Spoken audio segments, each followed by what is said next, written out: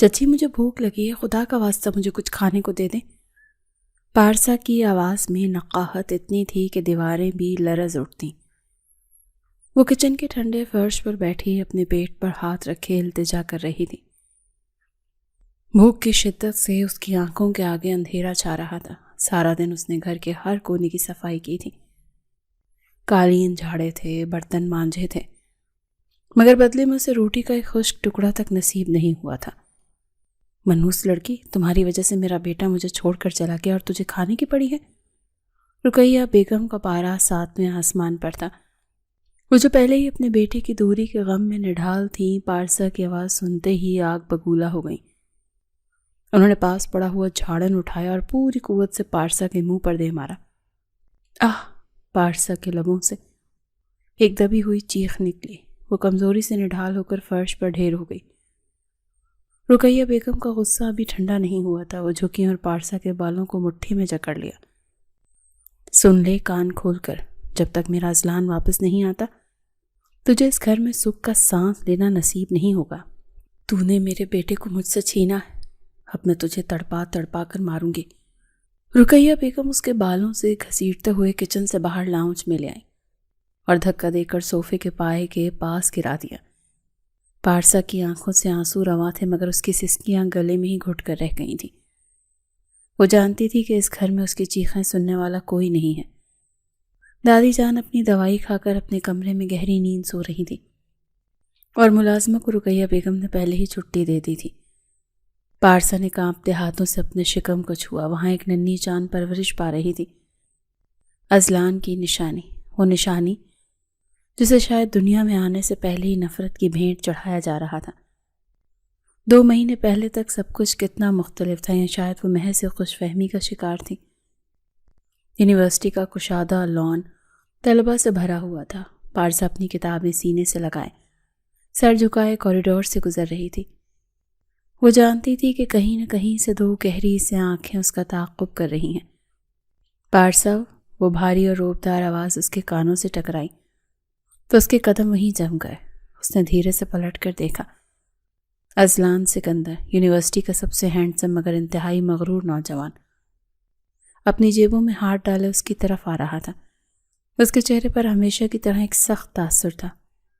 جی Azlan بھائی، پارسا نے لرزتی آواز میں کہا۔ اذلان کے ماتھے پر بل پڑ گئے۔ وہ چند قدم مزید قریب آیا، اتنا قریب کہ پارسا کو اس کے مہنگے پرفیوم کی خوشبو اپنی سانسوں میں محسوس ہونے لگی۔ میں نے کتنی بار کہا ہے کہ مجھے بھائی مت کہا کرو، اذلان نے دانت پیستے ہوئے کہا۔ اس کی نظریں پارسا کے چہرے پر جمی ہوئی تھی، جیسے اس کے اندر چھپے ہوئے ہر خوف کو پڑھ رہا ہو۔ اس نے پارسا کے دوپٹے کی طرف اشارہ کیا جو سرک کر کاندھے پر آ گیا تھا۔ میں نے کہا تھا نا مجھے تمہارا ننگا سر پسند نہیں۔ یونیورسٹی میں ہزاروں لڑکے ہیں، میں نہیں چاہتا کہ کسی کی بھی میلی نظر تم پر پڑے۔ پارسا نے گھبرا کر جلدی سے دوپٹہ سر پر جمایا۔ سوری، وہ ہوا سے بہانے مت بناؤ، اذلان نے اس کی بات کاٹی۔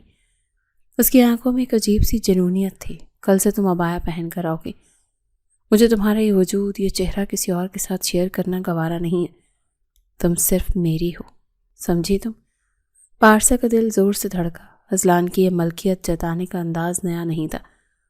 بچپن سے وہ ایسا ہی تھا، کھلونوں سے لے کر کتابوں تک اور اب پارسا کی ذات تک وہ ہر چیز پر اپنا حق سمجھتا تھا۔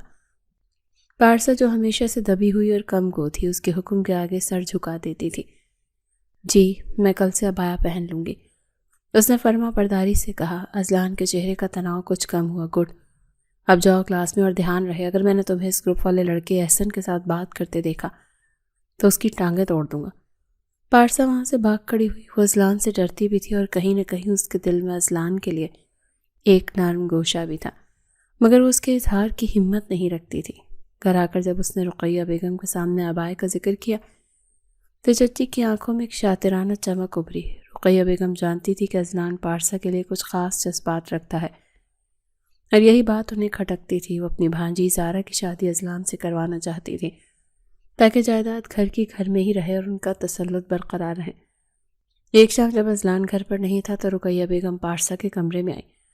پارسا اس وقت اپنی اسائنمنٹ بنا رہی تھی۔ پارسا بیٹی ذرا میری بات سننا، رقیہ بیگم نے مصنوعی مٹھاس سے کہا۔ جی چچی جان۔ پارسا ادب سے کھڑی ہو گئی۔ تم جانتی ہو کہ اذلان کے رشتے کی بات چل رہی ہے میری بہن کی بیٹی زارا کے ساتھ، مگر اذلان ہے کہ سنتا ہی نہیں، مجھے لگتا ہے وہ تمہاری وجہ سے انکار کر رہا ہے۔ رقیہ بیگم نے زہر آلو تیر چلایا۔ میری وجہ سے؟ لیکن چچی میں نے تو کبھی، تم نے نہیں، مگر وہ تو بیوقوف ہے نا۔ دیکھو پارسا، اگر تم اپنے دادا دادی کو خوش دیکھنا چاہتی ہو اور چاہتی ہو کہ اس گھر میں سکون رہے تو تمہیں ایک کام کرنا ہوگا۔ کیا کام؟ پارسا کے دل میں ہول اٹھنے لگے۔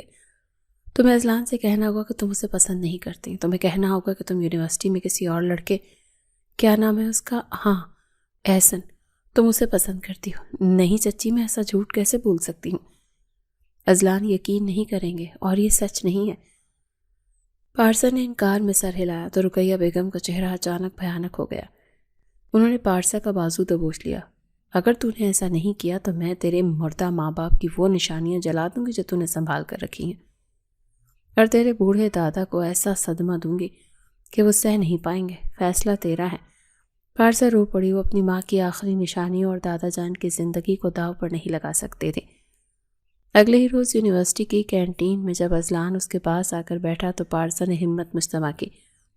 اذلان، مجھے آپ سے کچھ کہنا ہے۔ کہو۔ اذلان نے اسے غور سے دیکھا۔ اسے پارسا کا چہرہ اترا ہوا لگ رہا تھا۔ وہ آپ میرے بارے میں جو سوچتے ہیں وہ غلط ہے۔ میں کسی اور کو پسند کرتی ہوں۔ اذلان کے ہاتھ میں پکڑا ہوا کافی کا مگ لرز گیا۔ کیا کہا تم نے؟ پھر سے کہنا۔ اس کی آواز میں سرد مہری تھی۔ میں احسن کو پسند کرتی ہوں، ہم دونوں ایک دوسرے سے محبت کرتے ہیں۔ پارسا نے رٹا رٹایا جملہ بول دیا، حالانکہ اس کا دل خون کے آنسو رو رہا تھا۔ اذلان چند لمحے خاموش رہا۔ اس کی آنکھوں میں جو نرمی تھی وہ یک لخت نفرت میں بدل گئی۔ تو یہ پردہ، یہ حیا، یہ سب ڈھونگ تھا؟ اس نے حقارت سے کہا۔ مجھے لگا تھا تم مختلف ہو پارسا، مگر تم بھی وہی نکلی جو میری ماں کہتی تھی، بد کردار۔ وہ اٹھ کر چلا گیا اور پارسا وہیں میز پر سر رکھ کر پھوٹ پھوٹ کر رو پڑی۔ اس نے اپنی محبت کا گلا گھونٹ دیا تھا صرف اپنے خاندان کے سکون کے لیے، مگر قدرت کا کھیل کچھ ایسا ہی تھا۔ چند دن بعد ہی دادا جان کی طبیعت بگڑ گئی۔ ڈاکٹر نے جواب دے دیا۔ وکیل کو بلایا گیا تو معلوم ہوا کہ دادا جان نے اپنی وصیت میں لکھ دیا ہے یہ ساری جائیداد پارسا کے نام ہوگی اور اذلان کو حصہ تبھی ملے گا جب وہ پارسا سے نکاح کرے گا۔ یہ خبر تو اذلان پر بم بن کر گری۔ وہ تو پارسا کی شکل بھی دیکھنا نہیں چاہتا تھا، مگر اب اسے جائیداد اور دادا کی آخری خواہش کے لیے کڑوا گھونٹ بھرنا پڑا۔ نکاح کی رات کمرے میں خوفناک خاموشی تھی۔ پارسا گھونگھٹ نکالے بیڈ پر بیٹھی کانپ رہی تھی۔ دروازہ زور سے کھلا اور اذلان اندر داخل ہوا۔ اس نے آتے ہی پارسا کا گھونگھٹ الٹ دیا۔ یہ مت سمجھنا کہ میں نے تم سے محبت میں یہ نکاح کیا ہے۔ اذلان کی آواز میں زہر کھلا تھا۔ تم میرے لیے صرف ایک مجبوری ہو، ایک سودا۔ تم جیسی لڑکی جس کے دل میں کوئی اور ہو وہ میری محبت کی حقدار نہیں ہو سکتی۔ پارسا نے کچھ کہنا چاہا، اپنی صفائی پیش کرنی چاہی، مگر اذلان نے اسے بولنے کا موقع نہیں دیا۔ اس نے بے رحمی سے اسے شانوں سے تھاما۔ چونکہ اب تم میری بیوی ہو اور تم پر میرا حق ہے، اور میں اپنا حق لینا جانتا ہوں، چاہے وہ زبردستی ہی کیوں نہ ہو۔ اس رات پارسا کی معصومیت اذلان کی نفرت اور انا کی بھینٹ چڑھ گئی۔ وہ روتی رہی، مگر اذلان کے دل میں ذرا برابر بھی رحم نہ آیا۔ صبح ہوتے ہی وہ اپنا سامان پیک کر چکا تھا۔ میں لندن جا رہا ہوں، اس نے جاتے ہوئے رقیہ بیگم سے کہا۔ اس لڑکی کو سنبھالیں یا جو مرضی کریں، مجھے اس سے کوئی سروکار نہیں۔ میں نے دادا کی شرط پوری کر دی ہے، اب جائیداد میرے نام ہو جانی چاہیے۔ اور وہ چلا گیا بنا مڑ کر دیکھے۔ پارسا کھڑکی سے اسے جاتے ہوئے دیکھتی رہی۔ اس کی آنکھوں میں ویرانی تھی اور پیٹ میں ایک نئی زندگی کا احساس۔ اٹھو، مرو مت، یہاں رقیہ بیگم کی ٹھوکر نے اسے ماضی کی یادوں سے حال میں لا پٹخا۔ شام گہری ہو رہی تھی۔ پارسا نے بمشکل خود کو صوفے سے اٹھایا۔ باغیچے میں جاؤ، مالی آج نہیں آیا، پودوں کی کانٹ چھانٹ ادھوری پڑی، اگر وہ سوکھ گئے تو تیری کھال کھنچوا دوں گی۔ رقیہ بیگم نے حکم صادر کیا۔ چچی، اندھیرا ہو رہا اور میری طبیعت، بکواس بند کرو، جاؤ، رقیہ نے چیخ کر کہا۔ پارسا لڑکھڑاتے قدموں کے ساتھ پچھلے صحن میں نکل گئی۔ شام کا دھندلکا پھیل چکا تھا۔ باغیچے ویران اور خوفناک لگ رہا تھا۔ جھاڑیاں بڑھی ہوئی تھیں جن کی وجہ سے راستہ دشوار تھا۔ اس نے کینچی اٹھائی اور خشک ٹہنیاں کاٹنے لگی۔ کمزوری اس کے ہاتھ کانپ رہے تھے اور آنکھوں کے آگے چکر آ رہے تھے۔ وہ ایک بڑی جھاڑی کے قریب جھکی ہی تھی کہ اسے سرسراہٹ کی آواز ہے۔ اس نے چونک کر دیکھا۔ جھاڑیوں کے بیچ سے ایک کالا سیاہ سانپ اپنا پھن پھیلائے اسے گھور رہا تھا۔ پارسا کے حلق سے آواز غائب ہو گئی۔ خوف سے اس کا پورا وجود مفلوج ہو کر رہ گیا، اور ٹیرس پر کھڑی رقیہ بیگم یہ منظر دیکھ رہی تھی۔ ان کے ہونٹوں پر ایک شفاف مسکراہٹ پھیل گئی۔ وہ چاہتی تھی کہ یہ سانپ پارسا کو ڈس لے اور قصہ تمام ہو۔ وہ خاموشی سے ریلنگ پر ہاتھ رکھے تماشا دیکھتی رہی، امید لگائے کہ شاید آج ان کا راستہ صاف ہو جائے۔ سانپ آہستہ آہستہ پارسا کی طرف سرک رہا تھا۔ پارسا نے پیچھے ہٹنے کی کوشش کی، مگر اس کا پاؤں اپنے ہی عبایا میں الجھ گیا اور وہ زمین پر گر گئی۔ موت اس کے بالکل سامنے کھڑی پھنکار رہی تھی۔ یا اللہ! اس کے دل سے بے اختیار پکار نکلی، اور عین اسی لمحے جب سانپ حملہ کرنے کے لیے تیار تھا، ایک لاٹھی ہوا میں لہرائی اور عین سانپ کے سر کے پاس زمین پر لگی۔ ہٹ جاؤ پارسا! یہ دادی جان کی آواز تھی۔ نہ جانے کسی غیبی طاقت نے انہیں بستر سے اٹھا دیا تھا۔ وہ کانپتے ہاتھوں میں دادا جان کی پرانی چھڑی تھامے کھڑی تھی۔ ان کے شور مچاتے اور لاٹھی مارنے سے سانپ گھبرا گیا اور تیزی سے دوسری جانب جھاڑیوں میں غائب ہو گیا۔ پارسا شدت جذبات اور خوف سے دادی کے قدموں میں لپٹ گئی۔ رقیہ بیگم نے اوپر سے یہ منظر دیکھا تو غصے سے ریلنگ پر مکہ مارا۔ بڑھیا کو بھی ابھی مرنا تھا، بچ گئی پھر سے۔ دادی جان نے پارسا کا سر سہلایا۔ میری بچی تو ٹھیک ہے؟ دادی مجھے بہت ڈر لگ رہا ہے، مجھے بھوک لگی ہے۔ پارسا بلک بلک کر رو پڑی۔ دادی جان کی آنکھوں میں آنسو آ گئے۔ وہ جانتی تھی کہ اس حویلی کی چار دیواری میں ان کی پوتی پر کیا ظلم ہو رہا ہے، مگر وہ بے بس تھی۔ رات گہری ہو چکی تھی، سب سونے چلے گئے تھے۔ پارسا اپنے کمرے میں بھوکی پیاسی لیٹی چھت کو گھور رہی تھی۔ دادی جان نے چپ کر اسے تھوڑا سا دودھ دیا، مگر وہ ناکافی تھا۔ پیٹ میں مروڑ اٹھ رہے تھے۔ بھوک انسان کو کس حد تک گرا دیتی ہے، جسے آج سمجھ آ رہا تھا۔ باس نے فیصلہ کیا ہے کہ وہ کچن میں جا کر کچھ نہ کچھ تلاش کرے گی۔ وہ دبے پاؤں کمرے سے نکلی۔ پورا گھر تاریکی میں ڈوبا ہوا تھا۔ وہ کچن میں پہنچی اور فریج کھولا۔ اندر کچھ نہیں تھا سوائے پانی کی بوتلوں کے۔ اس نے مایوسی سے الماریاں ٹٹولیں تو سب خالی۔ اس کی نظر کوڑے دان پر پڑی۔ رقیہ بیگم نے رات کا بچا ہوا کھانا جان بوجھ کر اس میں پھینک دیا۔ پارسا کی آنکھوں میں آنسو تیرنے لگے۔ کیا وہ اس قدر بے وقت ہو گئی تھی؟ مگر پیٹ کی آگ اور اندر پلنے والے بچے کی ضرورت نے اسے مجبور کر دیا۔ وہ لرزتے ہاتھوں سے ڈسٹ بن کی طرف بڑھی۔ اس نے صاف نظر آنے والا ایک روٹی کا ٹکڑا اٹھایا۔ اس کے ہاتھ کانپ رہے تھے اور آنسو گالوں پر بہہ رہے تھے۔ جیسے اس نے نوالا منہ کے قریب کیا، اسے اپنے کاندھے پر ایک مضبوط مردانہ ہاتھ کا لمس محسوس ہوا۔ وہ بری طرح سے چونکی۔ خوف کی ایک لہر اس کی ریڑھ کی ہڈی میں دوڑ گئی۔ اس وقت گھر میں کوئی مرد نہیں تھا، پھر یہ کون تھا؟ اس نے گھبرا کر پیچھے مڑ کر دیکھا۔ اندھیرے میں ایک جانا پہچانا ہیولا کھڑا تھا۔ وہی قداور شخصیت، وہی چوڑی چھاتی، وہی مخصوص خوشبو۔ مدھم سی روشنی میں اس کا چہرہ واضح ہوا۔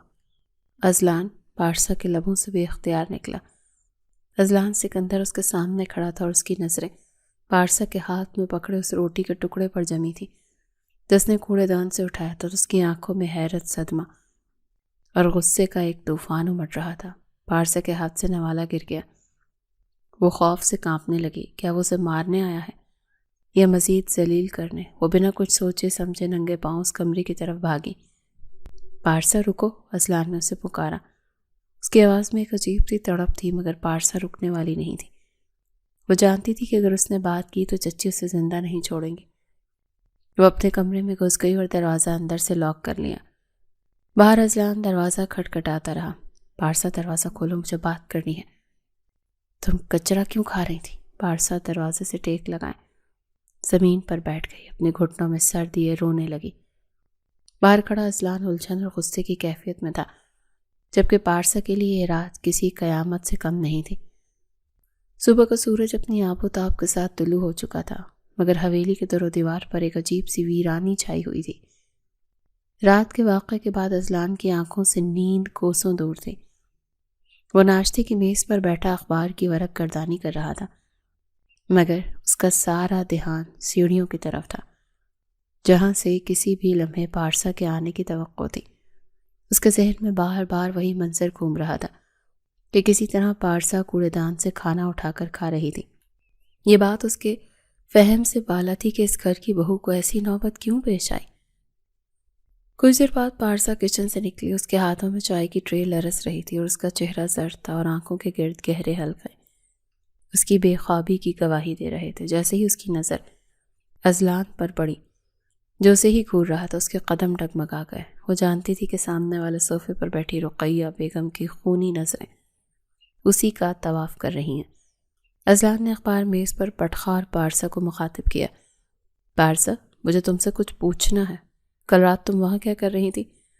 پارسا کا دل حلق میں آ گیا۔ اس نے چور نظروں سے رقیہ بیگم کی طرف دیکھا، جنہوں نے خفیف سا اشارہ کرتے ہوئے اسے خاموش رہنے کی تنبیہ کی۔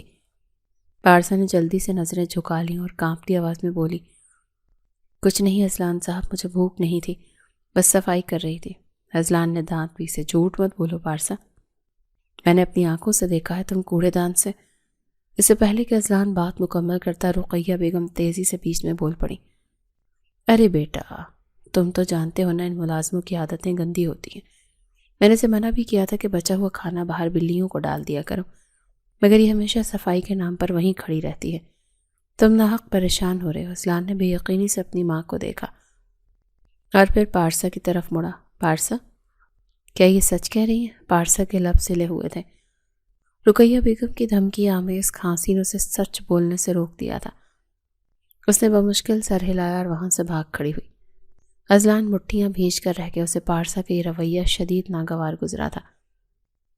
وہ اس سے بات کرنا چاہتا تھا، اس کی حقیقت جاننا چاہتا تھا، مگر وہ مسلسل اس سے کترا رہی تھی۔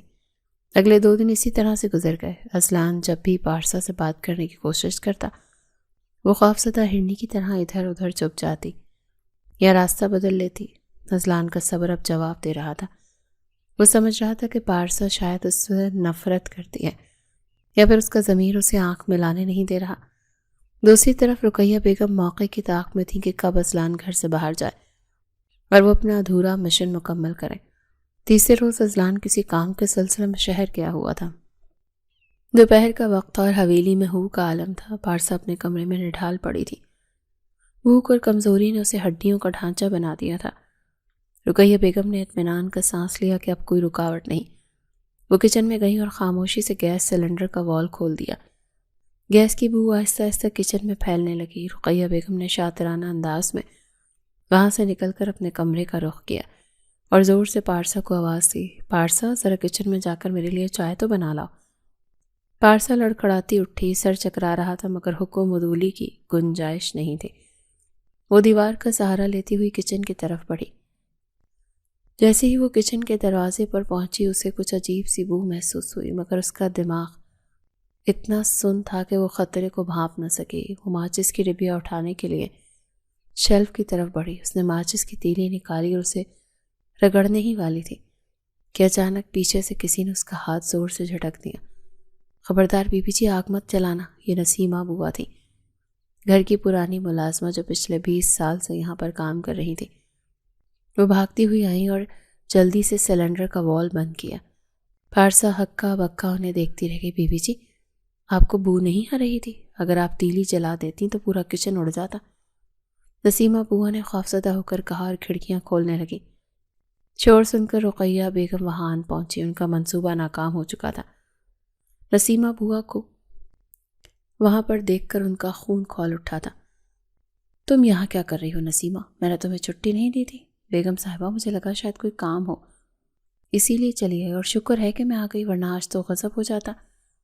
کسی نے سلنڈر کھلا چھوڑ دیا تھا، نسیمہ بوا نے معصومیت سے کہا۔ رقیہ بیگم نے آگے بڑھ کر ایک زوردار تھپڑ نسیمہ بوا کے منہ پر دے مارا۔ بکواس بند کرو اپنی۔ تم اپنی چوری چھپانے کے لیے ڈرامے کر رہی ہو؟ تم ہی نے کھلا چھوڑا ہوگا تاکہ بعد میں ہیروئن بن سکو۔ نکل جاؤ میرے گھر سے، مجھے تمہاری ضرورت نہیں۔ بیگم صاحبہ، میں تو… نسیمہ بوا نے صفائی دینی چاہی مگر رقیہ بیگم نے دھکے دے کر انہیں کچن سے باہر نکال دیا۔ پارسا خاموشی سے روتی رہی مگر اس میں اتنی ہمت نہیں تھی کہ اپنی نجات دہندہ کے لیے آواز اٹھا سکے۔ اب وہ اس حویلی میں بالکل تنہا رہ گئی تھی۔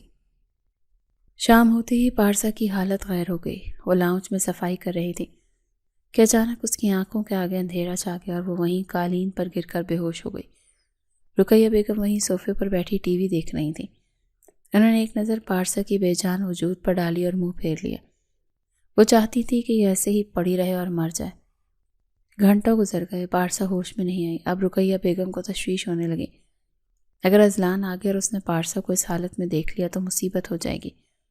انہوں نے جلدی سے ڈرائیور کو آواز دی اور پارسا کو گاڑی میں ڈال کر قریبی اسپتال لے گئیں۔ اسپتال کے ایمرجنسی وارڈ کے باہر رقیہ بیگم بے چینی سے ٹہل رہی تھی۔ کچھ دیر بعد ڈاکٹر باہر نکلی۔ مریضہ کی حالت تو کافی تشویشناک ہے، کمزوری بہت زیادہ ہے اور پانی کی بھی شدید کمی ہے۔ ڈاکٹر نے سنجیدگی سے کہا، تو کیا وہ بچ جائے گی؟ رقیہ بیگم نے اسپاٹ لہجے میں پوچھا۔ جی ہم کوشش کر رہے ہیں، ڈرپ لگا دی ہے، مگر ایک اور بات ہے، مبارک ہو وہ امید سے ہیں۔ 2 ماہ کا حمل ہے، اس حالت میں انہیں مکمل آرام اور اچھی خوراک کی ضرورت ہے۔ یہ خبر رقیہ بیگم پر بجلی بن کر گری۔ اس کے پیروں تلے سے زمین نکل گئی۔ پارسا حاملہ تھی، ازلان کا بچہ۔ اگر ازلان کو پتہ چل گیا کہ پارسا اس کے بچے کی ماں بننے والی ہے تو اسے کبھی نہیں چھوڑے گا، ساری جائیداد اور دولت ہاتھ سے نکل جائے گی۔ رقیہ بیگم کے دماغ میں خطرے کی گھنٹیاں بجنے لگیں۔ ڈاکٹر صاحبہ، یہ بات فی الحال ہمارے درمیان رہنی چاہیے، میں چاہتی ہوں کہ میری بہو کو یہ خبر میں خود دوں، رقیہ بیگم نے مکاری سے کہا۔ ڈاکٹر نے کاندھے اچکائے۔ جیسے آپ کی مرضی، میں دوائیاں لکھ دیتی ہوں۔ رقیہ بیگم پارسا کو لے کر واپس حویلی آ گئی۔ راستے بھر وہ منصوبے بناتی رہیں کہ کس طرح اس بچے کو ضائع کیا جائے۔ گھر پہنچ کر انہوں نے پارسا کو اس کے کمرے میں لٹایا۔ پارسا بھی نیم بے ہوشی کی حالت میں تھی اور اگلی صبح ازلان نے فون کیا۔ وہ جاننا چاہتا تھا کہ پارسا کی طبیعت کیسی ہے، کیونکہ اسے ملازمت سے پتہ چلا تھا کہ وہ اسپتال گئی تھی۔ رقیہ بیگم نے فون اٹھایا۔ السلام علیکم امی، پارسا کہاں ہے؟ میں اس سے بات کرنا چاہتا ہوں۔ ازلان کی آواز میں فکر مندی تھی۔ وہ سو رہی ہے بیٹا، تم تو جانتے ہو نا اسے سونے کی کتنی عادت ہے، سارا دن پڑی رہتی ہے۔ رقیہ بیگم نے جھوٹ بولا۔ امی پلیز اسے کہیں کہ مجھ سے بات کرے، میں لینڈ لائن پر فون کر رہا ہوں۔ اچھا میں دیکھتی ہوں۔ رقیہ بیگم نے فون رکھ دیا اور فوراً فون کی تار نکال دی۔ انہوں نے تہیہ کر لیا تھا کہ ازلان اور پارسا کا رابطہ نہیں ہونے دیں گی۔ پارسا اپنے کمرے میں بستر پر لیٹی چھت کو تک رہی تھی۔ اسے اپنی حالت کا علم نہیں تھا، مگر جسم میں ہونے والی تبدیلیاں اسے کچھ اشارہ دے رہی تھیں۔ دوپہر کے وقت رقیہ بیگم اس کے کمرے میں آئی اور زبردستی اسے اٹھایا۔ اٹھو مہارانی، بہت آرام ہو گیا، نیچے جاؤ اور کپڑے دھو، مشین خراب ہے، ہاتھ سے دھونے پڑیں گے۔ چچی میری طبیعت، پارسا نے نحیف آواز میں کہا۔ زبان مت چلاؤ اور جاؤ نیچے۔ رقیہ بیگم نے اسے بازو سے پکڑ کر کھڑا کر دیا۔ پارسا لڑکھڑاتے قدموں سے باہر نکلی۔ سیڑھیاں اترنا اس کے لیے کسی پہاڑ کو سر کرنے جیسا تھا۔ رقیہ بیگم نے جب دیکھا کہ پارسا واشنگ ایریا کی طرف جا رہی ہے تو انہوں نے ایک اور خونی منصوبہ بنایا۔ وہ کچن سے تیل کی بوتل لائیں اور سیڑھیوں کے درمیانی حصے میں وافر مقدار میں تیل ہنڈیل دیا۔ ان کا منصوبہ تھا کہ پارسا جب چھت سے کپڑے سکھانے کے لیے نیچے آئے گی تو پھسل جائے گی اور اس کا حمل ضائع ہو جائے گا، یا شاید وہ خود بھی ختم ہو جائے۔ رقیہ بیگم اطمینان سے اپنے کمرے میں چلی گئیں۔ وقت گزرتا گیا، شام ہونے کو آئی مگر پارسا اوپر نہیں آئی۔ دراصل پارسا واشنگ ایریا میں ہی چکر کھا کر بیٹھ گئی تھی اور وہیں دیوار سے ٹیک لگا کر اونگنے لگی تھی۔ اسے اتنی طاقت ہی نہیں ملی کہ وہ کپڑے لے کر اوپر جا سکے۔ شام کے سائے گہرے ہونے لگے۔ اچانک باہر گیٹ پر گاڑی کے ہارن کی آواز سنائی دی۔ رقیہ بیگم چونک اٹھی۔ ازلان تھا، وہ وقت سے پہلے آ گیا تھا۔ رقیہ بیگم کے تو آسان خطا ہو گئے۔ اگر ازلان اوپر آیا اور سیڑھیوں پر تیل دیکھ لیا تو بھانڈا پھوٹ جائے گا۔ وہ بوکھلاہٹ میں کمرے سے نکلیں اور تیزی سے سیڑھیوں کی طرف لپکیں۔ وہ بھول چکی تھی کہ انہوں نے خود وہاں موت کا جال بچھایا ہے۔ جیسے ان کا پاؤں تیل والی جگہ پر پڑا وہ بری طرح پھسلی۔ ایک چیخ ان کے حلق سے نکلی اور وہ لڑکھڑاتی ہوئی نیچے جا گری۔ ان کی کمر اور ٹانگ میں شدید چوٹ آئی تھی۔ درد کی شدت سے وہ کراہنے لگیں۔ ازلان لاؤنج میں داخل ہوا تو ماں کو فرش پر پڑا دیکھ کر دوڑا چلایا۔ امی کیا ہوا آپ کو؟ یہ سب کیسے ہوا؟ اس نے رقیہ بیگم کی طرف آنکھیں اٹھائیں۔ رقیہ بیگم درد سے کرا رہی تھی۔ کچھ نہیں بیٹا، بس پیر پھسل گیا۔ وہ صفائی والی نے شاید گیلا کیا تھا۔ انہوں نے سارا ملبہ غائب ملازمہ پر ڈال دیا۔ ازلان نے انہیں صوفے پر بٹھایا اور ڈاکٹر کو فون کرنے لگا۔ پارسا شور سن کر واشنگ ایریا سے باہر نکلی اور دیوار کا سہارا لیے کھڑی تھی۔ ازلان کی نظر اس پر پڑی تو وہ ٹھٹک گیا۔ پارسا کا چہرہ بالکل سفید تھا اور وہ بمشکل کھڑی تھی۔ ازلان نے فون رکھ کر پارسا کی طرف دیکھا۔ اس کی آنکھوں میں سوال ہی سوال تھے۔ وہ پارسا کے پاس گیا اور اس کا بازو تھام لیا۔ تمہاری یہ حالت کیسے ہوئی؟ تم نے مجھے فون کیوں نہیں کیا؟ میں کب سے ٹرائی کر رہا تھا۔ پارسا نے لب ہلائے مگر آواز ساتھ نہیں دے رہی تھی۔ اس نے ایک نظر رقیہ بیگم پر ڈالی جو درد کے باوجود اسے آنکھوں ہی آنکھوں میں دھمکا رہی تھی. میں ٹھیک ہوں، بس تھوڑی کمزوری ہے. پارسا نے پھر جھوٹ بول دیا. اذلان کو شدید غصہ آیا. اس نے پارسا کا بازو جھٹک دیا. ٹھیک ہو تو پھر بات کیوں نہیں کرتی؟ کیوں بھاگ رہی ہو مجھ سے؟ کیا مسئلہ ہے تمہارا؟ اذلان کا اونچا لہجہ پارسا کے لیے مزید خوف کا باعث بنا. وہ بنا کوئی جواب دیے وہاں سے اپنے کمرے کی طرف مڑی. سیڑھیوں پر تیل ابھی بھی موجود تھا. اذلان نے دیکھا کہ پارسا کا پاؤں پھسلنے والا ہے تو اس نے بجلی کسی تیزی سے آگے بڑھ کر اسے تھام لیا. دھیان سے، یہاں تیل گرا ہوا ہے. اذلان نے حیرت سے فرش کو دیکھا. یہاں تیل کس نے گرایا؟ رقیہ بیگم کا دل دھک سے رہ گیا. وہ جلدی سے بولی، بیٹا وہ شاید مجھ سے گر گیا تھا جب میں اوپر سے لا رہی تھی. تم اسے چھوڑو، میری ٹانگ میں بہت درد ہو رہا ہے. اذلان نے مشکوک نظروں سے تیل کو دیکھا، پھر پارسا کو سہارا دے کر اوپر کمرے تک چھوڑ آیا. اس رات کھانے کی میز پر پھر وہی تناؤ تھا. رقیہ بیگم درد کی دوائی کھا کر لیٹ گئی تھی. اذلان اکیلا بیٹھا کھانا کھا رہا تھا. اسے پارسا کی بہت فکر ہو رہی تھی. وہ اٹھا اور کھانے کی پلیٹ لے کر پارسا کے کمرے کی طرف گیا. دروازہ بند نہیں تھا. اس نے آہستگی سے دروازہ کھولا. پارسا جائے نماز پر بیٹھی دعا مانگ رہی تھی. اس کے آنسو رخساروں پر بہہ رہے تھے. اذلان خاموشی دروازے پر کھڑا ہو گیا. یا اللہ میری مدد کر، مجھے ہمت دے کہ میں اپنے بچے کی حفاظت کر سکوں. میں بہت کمزور ہوں مولا. پارسا سسک رہی تھی اور اذلان کے پیروں تلے سے زمین سرک گئی. بچہ، پارسا کیا کہہ رہی تھی؟ وہ بت بنا کھڑا رہا. اس کے ذہن میں کئی سوال سر اٹھانے لگے. اگر پارسا حاملہ ہے تو اس نے بتایا کیوں نہیں؟ اور ماں نے ڈاکٹر کی رپورٹ کا کیوں نہیں بتایا؟ اذلان نے دستک دی. پارسا ہڑبڑا کر مڑی. اذلان کو دیکھ کر اس کا رنگ فق ہو گیا. اس نے جلدی سے آنسو صاف کیے. یہ کھانا کھا لو. اذلان نے پلیٹ میز پر رکھی. اس کا لہجہ سپاٹ تھا مگر آنکھوں میں کھوج تھی. مجھے بھوک نہیں ہے، پارسا نے انکار کیا. میں نے کہا کھا لو. اذلان نے سختی سے کہا. اور سنو، کل سے تم میرے ساتھ ڈاکٹر کے پاس جاؤ گی. میں تمہارا مکمل چیک اپ کروانا چاہتا ہوں. نہیں، اس کی ضرورت نہیں، میں ٹھیک ہوں. پارسا گھبرا گئی. اگر چچی کو پتہ چلا تو وہ اسے زندہ نہیں چھوڑیں گی. یہ میرا حکم ہے، اذلان نے فیصلہ کن انداز میں کہا اور کمرے سے نکل گیا. باہر نکل کر اذلان سیدھا ماں کے کمرے میں نہیں گیا بلکہ اپنے کمرے میں جا کر گہری سوچ میں گم ہو گیا. اسے احساس ہو رہا تھا کہ دال میں کچھ کالا نہیں بلکہ پوری دال ہی کالی ہے. پارسا کا خوف زدہ رہنا، اس کا چھپنا اور ماں کا عجیب رویہ، سب کچھ کسی بڑی سازش کا پتہ دے رہے تھے. لیکن وہ ابھی کسی نتیجے پر نہیں پہنچنا چاہتا تھا. وہ ثبوت چاہتا تھا. اگلے 2 دن اذلان نے گھر پر رہنے کا فیصلہ کیا. اس دوران اس نے نوٹ کیا کہ رقیہ بیگم پارسا کو نظر انداز کر رہی ہیں لیکن ان کی نظریں مسلسل اس کا تعاقب کرتی ہیں. پارسا بھی اذلان سے دور دور رہتی تھی. تیسرے روز اذلان کے صبر کا پیمانہ لبریز ہو گیا.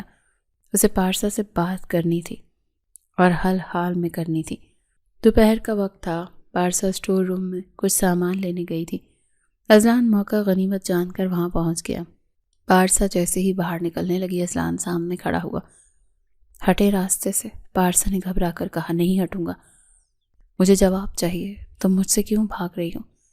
کیا چھپا رہی ہو تم؟ اذلان نے اس کا راستہ روک لیا. میرے پاس بتانے کو کچھ نہیں، جانے دے مجھے. چچی دیکھ لیں گی تو؟ پارسا کی زبان پھسل گئی. تو کیا؟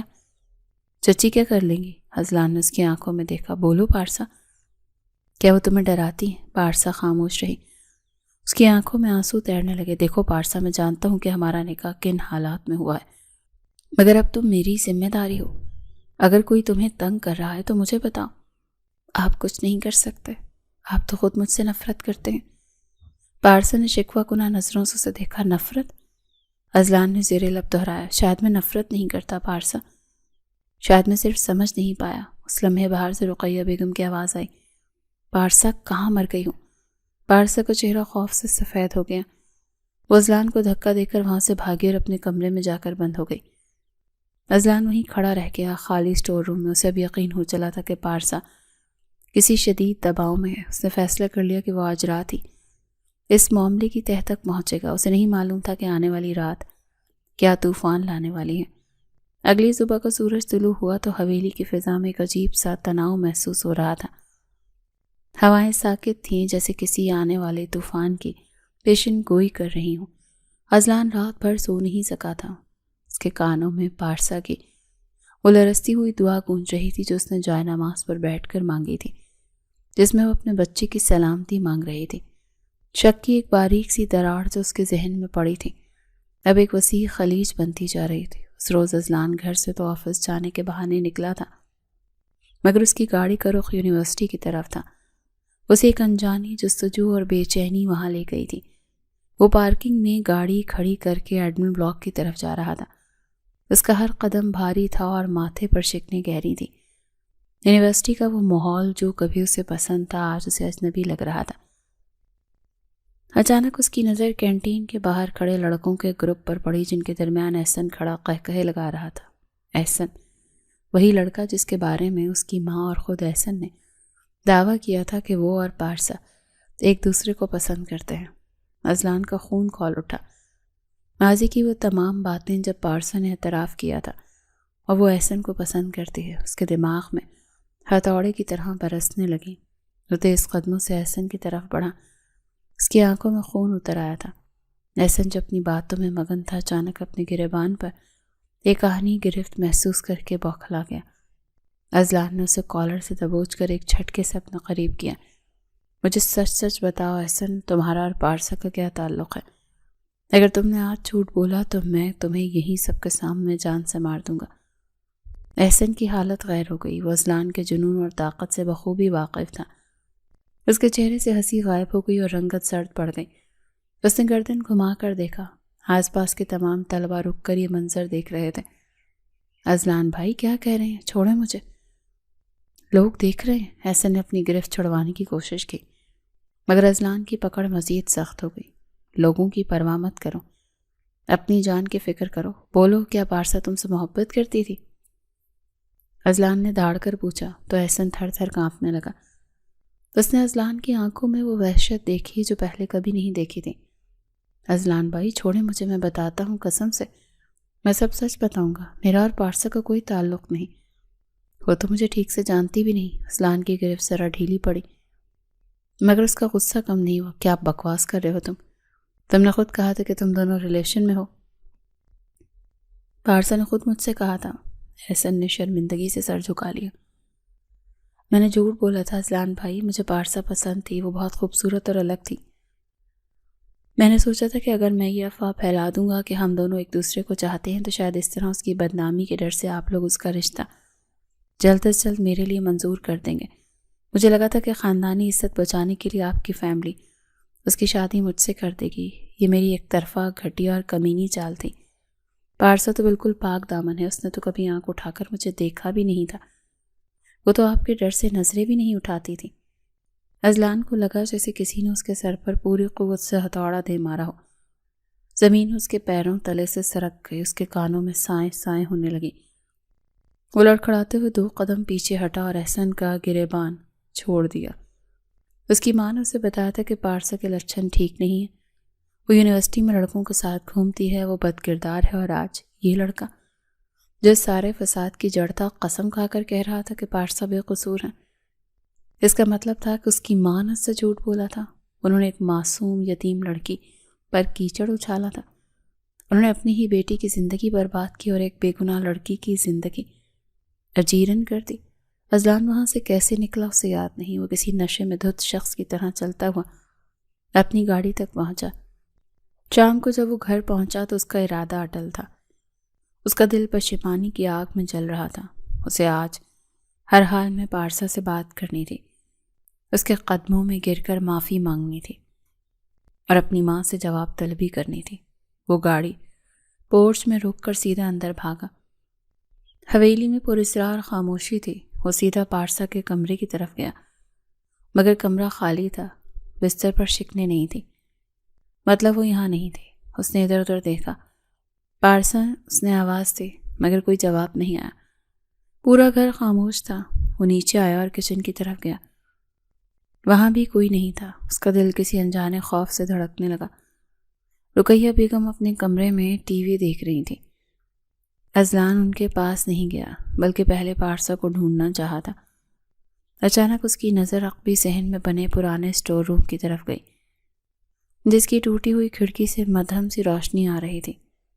یہ سٹور روم گھر کے بالکل پچھلے حصے میں تھا۔ جہاں عام طور پر کوئی نہیں جاتا تھا۔ وہ تیز قدموں سے وہاں پہنچا۔ دروازہ باہر سے موٹی زنجیر اور کنڈی لگا کر بند کیا گیا تھا، مگر اندر سے کسی کے سسکنے کی آواز آ رہی تھی۔ یہ پارسا کی آواز تھی۔ اذلان کا خون رگوں میں جم گیا۔ رقیہ بیگم نے پارسا کو سزا کے طور پر پرانے صندوق صاف کرنے کے لیے اسٹور روم میں بند کر دیا تھا اور باہر سے کنڈی لگاتی تھی تاکہ وہ اذلان کے سامنے نہ آ سکے۔ یہ ظلم کی انتہا تھی۔ اذلان نے کانپتے ہاتھوں سے باہر کی زنجیر کھولی۔ پارسا، اس نے دروازے کو دھکا دیا، مگر دروازہ اندر سے بھی لاک تھا۔ پارسا نے شاید اندھیرے میں اور ڈر کے مارے اندر سے بھی چٹخنی چڑھا لی تھی، یا شاید وہ سمجھ رہی تھی کہ رقیہ بیگم اسے مزید مارنے آئیں گی۔ پارسا، دروازہ کھولو، میں ہوں اذلان۔ اس نے دروازہ کھٹکھٹایا۔ اندر خاموشی چھا گئی۔ پارسا جو اسٹور کے دھول بھرے کونے میں دبکی بیٹھی تھی، اذلان کی آواز سن کر مزید سمٹ گئی۔ وہ جانتی تھی کہ اگر اس نے اذلان سے بات کی تو چچی اس کی جان لے لیں گی۔ اس کا جسم خوف سے کانپ رہا تھا۔ پارسا، میں کہہ رہا ہوں دروازہ کھولو ورنہ میں توڑ دوں گا۔ اذلان کی آواز میں شدت اور گھبراہٹ دونوں تھے۔ وہ ایک پل بھی پارسا کو اس حال میں نہیں رہنے دینا چاہتا تھا۔ جب کوئی جواب نہ آیا تو اذلان کا ضبط ٹوٹ گیا۔ اسے لگا پارسا شاید بے ہوش ہو گئی ہے۔ وہ سائڈ پر بنی کھڑکی کی پرانی بوسیدہ کھڑکی کی طرف گیا تھا۔ اس نے ایک زوردار ٹھوکر ماری تو کھڑکی کا بوسیدہ پٹ اور شیشہ ٹوٹ کر اندر جا گرا۔ اذلان نے پرواہ کیے بغیر ہاتھ اندر ڈال کر کنڈی کھولی اور کھڑکی کے راستے اندر چھلانگ لگائی۔ اندر گھپ اندھیرا اور حبس تھا۔ نہیں، مت مارے مجھے خدا کے لیے۔ پارسا خوف سے چیخ مار کر دروازے کی طرف بھاگی۔ وہ وہاں سے نکل جانا چاہتی تھی۔ اسے لگا کہ اذلان بھی اسے مارنے آیا ہے، مگر اذلان اس سے زیادہ تیز تھا۔ اس نے لپک کر پارسا کا بازو تھام لیا اور اسے کھینچ کر اپنے قریب کیا۔ پارسا کا توازن بگڑا اور وہ دیوار سے جا لگی۔ اذلان نے اپنے دونوں ہاتھ اس کے دائیں بائیں دیوار پر رکھ کر اسے اپنے حصار میں لے لیا۔ اسٹور روم کی مدھم روشنی میں اذلان نے پارسا کا چہرہ دیکھا جو آنسوؤں اور دھول سے اٹا ہوا تھا۔ کیوں بھاگ رہی ہو مجھ سے؟ میری طرف دیکھو پارسا۔ اذلان کی آنکھوں میں ایک عجیب سی وارفتگی، پچھتاوا اور غصہ تھا۔ پارسا کا سانس پھول گیا۔ اس کا چہرہ پسینے سے شرابور تھا۔ وہ بری طرح سے ہانپ رہی تھی۔ مجھے جانے دیں اذلان صاحب، چچی آ جائیں گی اور وہ مجھے مار ڈالیں گی۔ انہوں نے کہا تھا اگر میں آپ کے سامنے آئی تو وہ مجھے زندہ درگور کر دیں گی۔ اذلان نے دانت پیسے۔ مجھے کسی کی پرواہ نہیں ہے۔ مجھے صرف یہ بتاؤ کہ تم مجھ سے چھپ کیوں رہی ہو؟ میں 2 دن سے تم سے بات کرنے کی کوشش کر رہا ہوں۔ تم کیوں اپنی حالت ایسی بنائے بیٹھی ہو؟ پارسا نے نظریں جھکا لی۔ اس کے لب کپ کپائے۔ آپ نے نکاح والی رات کہا تھا کہ اگر میں کبھی آپ کے سامنے آئی تو آپ مجھے طلاق دے دیں گے۔ مجھے آپ سے طلاق نہیں چاہیے۔ اذلان کا دل جیسے کسی نے مٹھی میں لے کر مسل دیا ہو۔ تو یہ وجہ تھی؟ اس کے اپنے ہی الفاظ، اس کا اپنا ہی تکبر آج اس کے سامنے دیوار بن کر کھڑا تھا۔ اس نے خود اس لڑکی کے دل میں اتنا خوف بٹھا دیا تھا کہ وہ اس کے سامنے آنے سے بھی کتراتی تھی۔ تم طلاق سے اتنا ڈرتی کیوں ہو پارسا؟ جب میں نے تمہیں کوئی خوشی دی ہی نہیں، جب میں نے تمہیں ذلت کے سوا کچھ نہیں دیا، تو تم اس رشتے کو کیوں بچانا چاہتی ہو؟ اذلان نے ٹوٹے ہوئے لہجے میں پوچھا تو پارسا کی آنکھوں سے آنسو ٹوٹ کر گرنے لگے۔ اس نے لرزتے ہونٹوں سے ہمت کر کے اذلان کی آنکھوں میں دیکھا۔ کیونکہ میں ماں بننے والی ہوں۔ میں نہیں چاہتی میرا بچہ بنا باپ کے پیدا ہو۔ میں نہیں چاہتی کہ اسے بھی وہی تانے سننے کو ملیں جو مجھے ملتے ہیں۔ میں ساری زندگی ذلیل ہو لوں گی مگر اپنے بچے کو یتیم نہیں ہونے دوں گی۔ کمرے میں گہرا سناٹا چھا گیا۔ وقت جیسے تھم گیا۔ اذلان ساکت رہ گیا۔ اگرچہ اسے اس رات کی دعا سے شک تھا، مگر پارسا کی زبان سے یہ واضح اعتراف سننا ایک الگ ہی احساس تھا۔ وہ باپ بننے والا تھا۔ اس کی ماں نے کہا تھا کہ پارسا بانجھ ہے یا شاید وہ کبھی ماں نہیں بن سکتی، تاکہ اذلان اس سے دوسری شادی کا بہانہ بنا سکے۔ رقیہ بیگم نے ہر طرح سے پارسا کو اس کی نظروں میں گرانے کی کوشش کی تھی اور وہ اندھا ہو کر مانتا رہا۔ اذلان نے آہستہ سے اپنا ہاتھ پارسا کے گال پر رکھا اور انگوٹھے سے اس کے آنسو صاف کیے۔ پارسا مزید سہم گئی۔ اس نے سہم کر اپنی آنکھیں میچ لیں۔ اسے اذلان سے مار کی توقع تھی، محبت کی نہیں۔ تم سچ کہہ رہی ہو؟ اذلان کی آواز بھاری تھی۔ جی، پارسا نے ہچکی لی۔ اذلان نے آگے بڑھ کر اپنا ماتھا پارسا کے ماتھے سے ٹیکا۔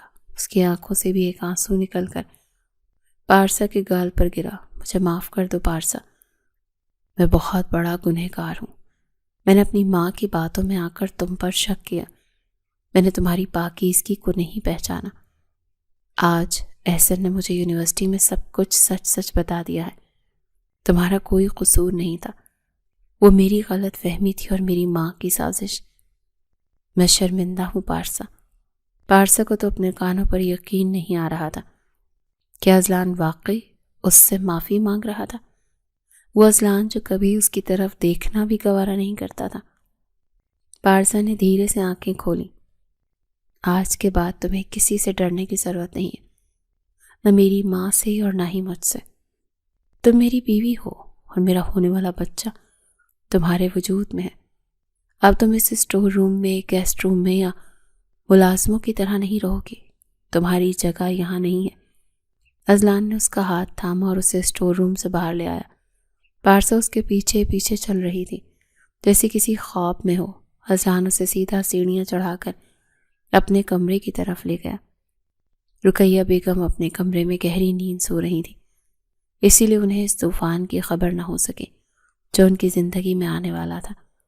اذلان پارسا کو اپنی پرتعیش بیڈ روم میں لے آیا۔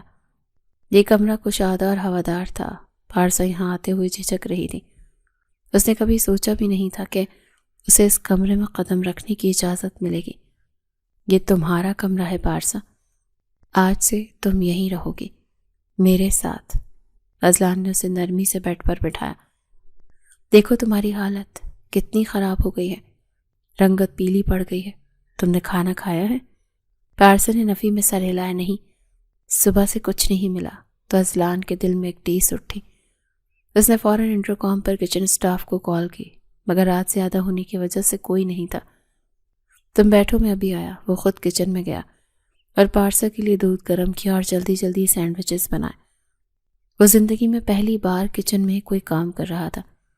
ٹرے لے کر جب وہ واپس کمرے میں آیا تو پارسا ابھی بھی گمسم بیٹھی تھی۔ اذلان نے ٹرے سائڈ ٹیبل پر رکھی اور خود پارسا کے سامنے گھٹنوں کے بل بیٹھ گیا۔ کھاؤ اسے۔ اس نے سینڈوچز پارسا کے ہاتھ میں دیا۔ پارسا حیرت سے اسے دیکھتی رہی۔ وہ اذلان جو اسے کبھی دیکھنا بھی گوارا نہیں کرتا تھا، آج اپنے ہی ہاتھوں سے اسے کھانا کھلا رہا تھا۔ اس نے لرزتے ہاتھوں سے نوالا لیا۔ بھوک اتنی تھی کہ وہ انکار نہ کر سکی۔ کھانا کھاتے ہوئے پارسا کی آنکھیں بار بار چھلک پڑی۔ اذلان اس کے پاس بیٹھا، اس کے الجھے ہوئے بالوں میں انگلیاں پھیرتا رہا۔ اب مت رو، تمہارے آنسو مجھ پر قرض ہیں۔ میں وعدہ کرتا ہوں کہ اب تمہیں کبھی کوئی تکلیف نہیں ہونے دوں گا اور نہ کسی کو دینے دوں گا، چاہے وہ میری ماں ہی کیوں نہ ہو۔ اذلان نے اس کے ہاتھ پر عقیدت سے بوسہ دیا اور اس رات پارسا پہلی بار سکون کی نیند سوئی۔ اسے لگا جیسے اس کے گرد ایک مضبوط حصار قائم ہو گیا ہے جو دنیا کے ہر دکھ سے اسے بچا لے گا۔ صبح ہوئی تو رقیہ بیگم حسب معمول اپنے روب اور دبدبے میں اٹھی۔ انہیں رات کے واقعات کی بھنک بھی نہیں تھی۔ وہ لاؤنج میں آئیں تو پارسا کہیں نظر نہ آئی۔ عام طور پر اس وقت تک پارسا ناشتہ بنا کر ٹیبل پر لگا چکی ہوتی ہے۔ یہ لڑکی کہاں مر گئی ہے؟ ابھی تک ناشتہ نہیں بنایا، لگتا ہے کل کی سزا کافی نہیں تھی۔ رقیہ بیگم بڑبڑاتی ہوئی غصے میں پارسا کے کمرے کی طرف گئی تو وہاں پارسا نہیں تھی، بستر بھی خالی تھا۔ انہیں شک گزرا۔ وہ تیزی سے سیڑھیاں چڑھ کر اذلان کے کمرے کی طرف بڑھی۔ دروازہ کھلا تھا۔ رقیہ بیگم جیسے ہی اندر داخل ہوئیں تو ان کے پیروں تلے سے زمین نکل گئی۔ منظر ہی کچھ اور تھا۔ پارسا اذلان کے بستر پر سکون سے سو رہی تھی اور اذلان صوفے پر بیٹھا لیپ ٹاپ پر کچھ کام کر رہا تھا، مگر اس کی نظریں بار بار پارسا کے چہرے پر پڑ رہی تھیں۔ یہ یہاں کیا کر رہی ہے؟ رقیہ بیگم کی آواز میں غصہ اور حیرت کی انتہا تھی۔ ان کی چیخ نما آواز سے پارسا ہڑبڑا کر اٹھ بیٹھی۔ سامنے رقیہ بیگم کو غضبناک دیکھ کر اس کا رنگ فق ہو گیا تھا۔ پرانا خوف لوٹ آیا۔ وہ جلدی سے اٹھنے لگی۔ لیٹی رہو پارسا۔ اذلان نے اسے وہیں روکا اور اپنی جگہ سے اٹھ کھڑا ہوا۔ اس کی آواز میں ایسی سرد مہری تھی کہ پارسا رک گئی۔ رقیہ بیگم غصے سے آگے بڑھی اور پارسا کی طرف ہاتھ اٹھایا۔ بے حیا لڑکی، تیری اتنی ہمت کہ میرے بیٹے کے کمرے میں آ گھسی؟ میں نے تجھے اسٹور میں بند کیا تھا نا، نکل یہاں سے منوس۔ سے پہلے کہ ان کا ہاتھ پارسا تک پہنچتا، اذلان نے بجلی کسی تیزی سے آگے بڑھ کر ان کی کلائی کو ہوا میں ہی تھام لیا۔ اس کی گرفت دہانی اور مضبوط تھی۔ رقیہ بیگم نے چونک کر بیٹے کی طرف دیکھا۔ اذلان کی آنکھوں میں وہ لحاظ نہیں تھا جو ہمیشہ ہوا کرتا تھا۔ بس امی بہت ہو گیا۔ اذلان نے ان کا ہاتھ جھٹک دیا۔ اذلان تم میرا ہاتھ روک رہے ہو، اور اس 2 کوڑی کی لڑکی کے لیے؟ رقیہ بیگم کو یقین نہیں آ رہا تھا۔ ہاں، روک رہا ہوں، اور آئندہ بھی روکوں گا۔ آج تک میں آپ کا ہر حکم مانتا آیا ہوں۔ آپ نے کہا یہ غلط لڑکی ہے، میں نے مان لیا۔ آپ نے کہا اس سے نفرت کرو، میں نے کی۔ آپ نے کہا یہ بانجھ ہے، میں چپ رہا۔ مگر اب اور نہیں، مجھے سب سچ پتا چل چکا ہے۔ احسن نے مجھے سب بتا دیا ہے کہ کس طرح آپ نے اور اس نے مل کر جھوٹ کا یہ جال بن لیا تھا تاکہ آپ اپنی مرضی مجھ پر مسلط کر سکیں۔ رقیہ بیگم کا چہرہ زرد پڑ گیا، ان کی چوری پکڑی گئی تھی۔ اذلان، تمہیں غلط فہمی ہوئی ہے۔ یہ لڑکی تو جادو کرنی ہے، اس نے تمہیں پھنسا لیا ہے، یہ جھوٹ بول رہی ہے۔ بس کریں امی، اذلان نے گرج کر کہا۔ پارسا کانپ گئی۔ خدا کے لیے اب تو سچ بولیں، میں نے اپنی آنکھوں سے دیکھا ہے کہ آپ اس کے ساتھ کیا سلوک کرتی ہیں۔ آپ اسے بھوکا رکھتی ہیں، اس سے ملازموں والا کام کرواتی ہیں، حتیٰ کہ مجھے یہ بھی شک ہے کہ وہ سیڑھیوں پر تیل بھی آپ نے ہی گرایا تھا۔ آپ ہی تھیں جو میرے بچے کی قاتل بننا چاہتی تھی۔ آپ کو صرف جائیداد چاہیے تھی، رشتے نہیں۔ رقیہ بیگم کو تو جیسے سانپ سونگھ گیا۔ اذلان کو سب پتہ چل چکا تھا۔ اس کے پاس دفاع کے لیے کوئی لفظ نہیں بچا تھا۔ سن لیں امی، یہ میری بیوی ہے اور اس گھر کی مالکن، یہ میرے بچے کی ماں ہے۔ اگر آج کے بعد آپ نے اس کی طرف انگلی بھی اٹھائی یا اسے کچھ بھی کہنے کی کوشش کی تو میں اسے لے کر ہمیشہ کے لیے اس گھر سے چلا جاؤں گا اور کبھی پلٹ کر نہیں آؤں گا۔ پھر آپ اپنی اس جائیداد اور انا کے ساتھ اکیلی رہ جائیے گا۔ اذلان کا لہجہ حتمی تھا۔ رقیہ بیگم جانتی تھی کہ اذلان جو کہتا ہے وہ کر گزرتا ہے۔ بیٹا کھونے کے ڈر سے ان کی انا کو چکنا چور کر دیا تھا۔ وہ خاموشی سے سر جھکا کر کمرے سے نکل گئی۔ ان کا غرور خاک میں مل چکا تھا۔ اذلان نے دروازہ بند کیا اور پارسا کی طرف مڑا جو اب بھی سہم کر بیٹھی تھی۔ وہ اس کے پاس آیا اور اسے گلے سے لگا لیا۔ ڈرنا مت، اب کوئی تمہیں کچھ نہیں کہے گا، اور یہ میرا وعدہ ہے۔ گھر کا ماحول بدل چکا تھا۔ رقیہ بیگم اب پارسا کے سامنے آنے سے کتراتی تھی۔ وہ اپنے کمرے تک محدود ہو گئی تھی۔ اذلان پارسا کا بہت خیال رکھنے لگا تھا۔ کچھ مہینے اسی سکون سے گزر گئے۔ ایک روز دوپہر کے وقت دروازے پر دستک ہوئی۔ ملازمہ نے دروازہ کھولا تو باہر ایک ادھیڑ عمر شخص کھڑا تھا جس کے چہرے پر سفر کی تھکان اور آنکھوں میں نمی تھی۔ اس کے ساتھ ایک باوقار خاتون اور ایک نوجوان لڑکا بھی تھا۔ یہ پارسا کا باپ جنید تھا جو 20 سال بعد انگلینڈ سے ملک واپس آیا تھا۔ وہ سیدھے اندر لاؤنج میں آ گیا۔ رقیہ بیگم جو وہاں بیٹھی تسبیح پڑھ رہی تھی اسے دیکھ کر حیران رہ گئی۔ ہاتھ سے تسبیح چھوٹ کر گر گئی۔ بھائی جان آپ؟ رقیہ بیگم کی آواز میں لرزش تھی۔ ہاں رقیہ، میں آ گیا ہوں اپنی بیٹی کے پاس جسے میں تمہارے رحم و کرم پر چھوڑ گیا تھا۔ پارسا کے والد نے سنجیدگی اور دکھ سے کہا۔ پارسا شور سن کر اپنے کمرے سے نکلی۔ سامنے اپنے باپ کو دیکھ کر اسے اپنی آنکھوں پر یقین نہیں آیا۔ وہ تصویروں میں انہیں دیکھ چکی تھی مگر حقیقت میں دیکھنا ایک خواب جیسا تھا۔ وہ روتے ہوئے بھاگی اور باپ کے گلے سے لگ گئی۔ بابا آپ آ گئے نا؟ آپ مجھے چھوڑ کر کیوں گئے تھے؟ میں نے آپ کا کتنا انتظار کیا۔ پارسا پھوٹ پھوٹ کر رو رہی تھی۔ پارسا کے والد کی آنکھوں میں بھی آنسو آ گئے تھے۔ مجھ سے غلطی ہو گئی تھی بیٹی، میں شرمندہ ہوں، میں کمزور پڑ گیا تھا، مگر اب میں تمہیں کبھی بھی نہیں چھوڑوں گا۔ یہ تمہاری سوتیلی ماں سائمہ ہے، یہ تمہارا بھائی شہرام۔ پارسا نے حیرت سے اس نوجوان لڑکے کو دیکھا جو مسکرا کر اسے دیکھ رہا تھا۔ شہرام آگے بڑھا اور پارسا کے سر پر شفقت سے ہاتھ رکھا۔ کیسی ہیں آپ آپا؟ میں نے بابا سے آپ کے بارے میں بہت سنا ہے۔ رقیہ بیگم ایک کونے میں کھڑی سب دیکھ رہی تھی۔ ندامت کے ساتھ ساتھ انہیں اپنی بیٹی زارا کی یاد آ گئی۔ زارا جس کی شادی ناکام ہو چکی تھی اور وہ طلاق لے کر گھر بیٹھی تھی۔ رقیہ بیگم کو اچانک خیال آیا کہ پارسا اور اس کا خاندان زارا کو قبول کریں گے؟ کیا وہ بدلہ لیں گے؟ دادی جان جو ویل چیئر پر تھیں اپنے کمرے سے باہر آئیں۔ انہوں نے اپنے بیٹے کو دیکھا تو ان کا جھریوں سے چہرہ کھل اٹھا۔ میرا بیٹا آ گیا، شکر ہے خدایا، مرنے سے پہلے تیری صورت دیکھ لی۔ جب سب لوگ بیٹھ گئے اور باتیں ہونے لگیں تو ماحول میں اپنائیت کھلنے لگی۔ دادی جان نے گہری سانس لی اور بات کا آغاز کیا۔ جنید بیٹا، تم تو جانتے ہو کہ رقیہ کی بیٹی زارا کی طلاق ہو چکی ہے۔